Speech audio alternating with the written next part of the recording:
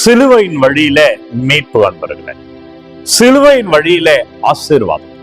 இன்றைக்கு சான்றாக இன்றைக்கு நற்செய்தியில ஆண்டவர் யோவான் நற்செய்தி 3வது அதிகாரம் 7-15 குறிப்பாய் 15வது இறைவார்த்தையில ஆண்டவர் சிலுவையின் அடையாளமாக சிலுவை பார்ப்பவர்கள் விடுதலை அடைப்பார்கள். எண்ணிக்கை புத்தகம் 21வது அதிகாரம் 7-15 வரை உள்ள இறைவார்த்தையில அவர்கள் ஆண்டவருக்கு எதிராய் முணுமுணுக்கிறார்கள், ஆண்டவருக்கு எதிராக இருக்கிறார்கள். இஸ்ராயல் மக்கள் அவங்க வாக்களிக்கப்பட்ட தேசத்தைக்கு பயணிக்கிற வேலையில ஆண்டவருக்கு எதிராக இருக்கிற பொழுது அவர்களுக்கு எதிராக கொள்ளிவாய் பாம்புகளை அனுப்புகிறார். மனிதர்கள் மடிந்து போகிறார். எனவே அவர்கள் மனம் திரும்புகிற பொழுது ஆண்டவர் வெண்கலை பாம்பை வைத்து அந்த வெண்கலை பாம்பை பார்க்க சொல்லுகிறார். மோசே வெண்கலை பாம்பை உயர்த்துகிறார். யாரெல்லாம் அதை பார்த்தார்களோ விடுதலை அடைந்தார்கள். இன்றைக்கு உயிர்ப்பு செய்தி அதுதான்.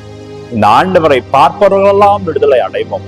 இந்த ஆண்டவரை தேடி வர்றவங்களெல்லாம் ஆசீர்வாதமா இருக்கும். இன்றைக்கு செவ்வாய்க்கிழமை கோடி அற்புத அந்தோனியா நாள். வீட்டில் உள்ள பேய் பிசாஸ் தொல்லைகள், பில்லி சூனிய கட்டுகள், ஒரு குடும்பத்திற்கு எதிராக இருக்கிற பொல்லாப்பான பார்வைகள், மாயாஜாலங்கள் என்னவெல்லாம் உங்களுக்கு எதிராக இருக்கிறதோ ஒவ்வொன்றையும் ஆண்டவர் உடைக்கிறார்.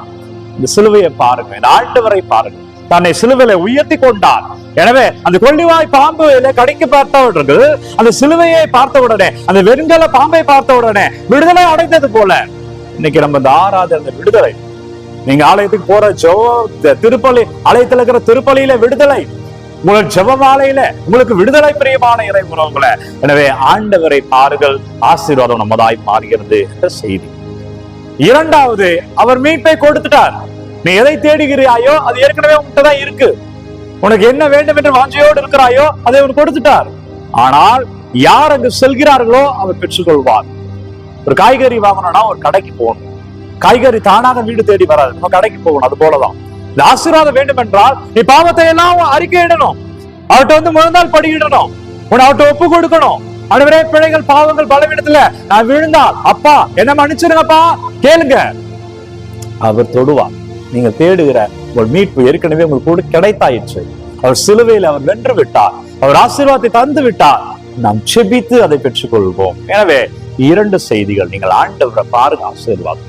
இந்த ஆசீர்வாதம் நம்மதான் மாறணும்னா நம்ம முழுமையாய் அறிக்கையிடணும். நம் பாவங்கள் தவறுகள் எல்லாம் அறிக்கையிடணும். இப்பொழுது நாம் வாழ்வோம். எனவே செவ்வாய்க்கிழமை கோடி அற்புத அந்தோனிய நாளில மகிழ்ச்சியா இருக்க செபிப்போம். வல்லவரை நன்றி, நல்லவரை நன்றி. அப்பா நீங்க தொடுங்க, ஆண்டவரை நீங்க ஆசீர்வதிங்க.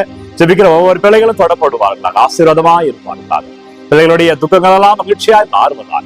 அனுப்புகிற ஒவ்வொரு விண்ணப்பங்களையும் உங்க பார்த்து வைக்கிறேன். உங்களை துதிக்கிறேன்ப்பா.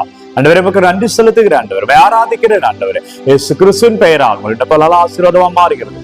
ஆண்டவர் உங்களை தொடுகிறார், உங்களை வழி நடத்துகிறார். இயேசுவின் பெயரில மகிழ்ச்சியா இருப்பீர்கள், நல்லது நடக்கும். எனவே ஆண்டவரை பாருங்கள், வாழ்வீர்கள். நம்மை முழுமையாய் அர்ப்பணிப்போம். நம் வாழ்வில அதிசயத்தை பார்ப்போம். ஒவ்வொரு நாளும் விடியற்காலை 3 மணிக்கு இந்த ஆராதனை வழங்கி கொண்டிருக்கிற யாருக்கு தேவை என்று நினைக்கிறீர்களோ அவர்களோடு பகிர்ந்து கொள்ளுங்க. God bless you. Take care. Have a nice day.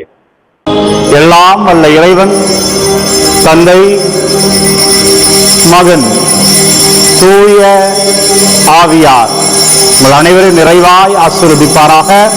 ஆண்டவர் இயேசு சாமியின் பெயரில் இன்றைக்கு மகிழ்ச்சியாய் வாழ்வீர்கள், ஆசீர்வாதங்களை பார்ப்பீர்கள். இறைவன் உங்களோடு வருகிறார். அன்பர்களே, இந்த காணொளி யாருக்கு தேவை என்று நினைக்கிறீர்களோ அவர்களோடு பகிர்ந்து கொள்ளுங்க. God bless you.